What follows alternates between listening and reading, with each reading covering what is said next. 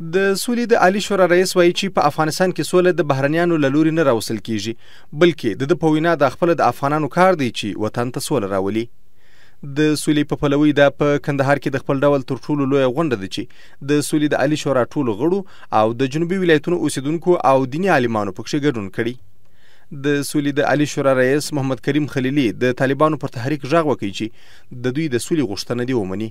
دغه راز ښاغلي خلیلي د سولې په پلوي د هلمند د پرلط کوونکو هم هرکلی وکړ. از قندهار فریادم بلند است که تحریک طالبان، قماندانان تحریک طالبان، مردمی که در منطقه تحریک طالبان هست، همه با هم بیاییم جنگ را خاتمه بخشیم، صلح را برقرار کنیم. صلح به هیچ وجه توسط خارجی ها در افغانستان ارمغان به ما نخواهد آمد. په هوایي بریدونو کې ملکی تلفات او په زندانونو کې د بیګناه بندیانو شتون د کندهار ولسی استازو د سولې پر وړاندې د پرتو خنډونو په توګه یاد کړ. د کندهار مخکښ ولسی مشر عبدالخالق بالاکرزی د سولې شورا دي دغسې اشخاص چې بیګناه بندیان دي، بې جرمه بندیان دي، د هغو کسانو غږ وردیم وکړي. په دغه محبسو کې دغه خلک په لوی لاس و جنگ ته اچول کیږي، په لوی لاس طالب دین جوړیږي.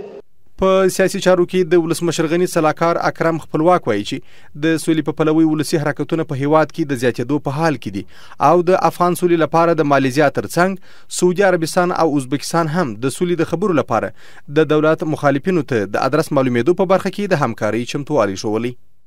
دا پیشنهاد داسې په اسانه نه راته، د ټولې نړۍ اجماع مو کې واخیستله، د سیمې د هیوادو اجماع مو کې واخیستله، د امریکایانو اجماع مو کې واخیستله، د اروپایانو اجماع مو کې واخیستله.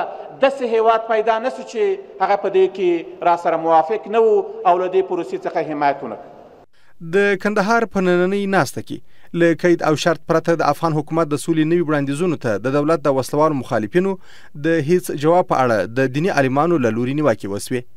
د افغانستان د دیني عالمانو د شورا رئیس مولوي قیام الدین کشاف وایي چې وسلوال طالبان دي د دولت د سولې بلنه ومني. د کندهار ځایي مقامات وایي چې د طالبانو د تحریک رهبري او د قیادي شورا ډیری غړي د لوی کندهار له ولایتونو څخه دي او د سولې په هڅه کې د دې سیمې د عامو خلکو هڅې ځانګړی اغیز لري. سولې ته د رسیدو لپاره د پکور دننه له کابل څخه بهر په ولایتي کچه په کندهار کې تر ټولو ستره ناسته بلل کیږي چې د جنوب د ولایتونو په لوړ شمیر کې دیني عالمان او د سولې د عالی شورا رهبري پکښې برخه اخلي.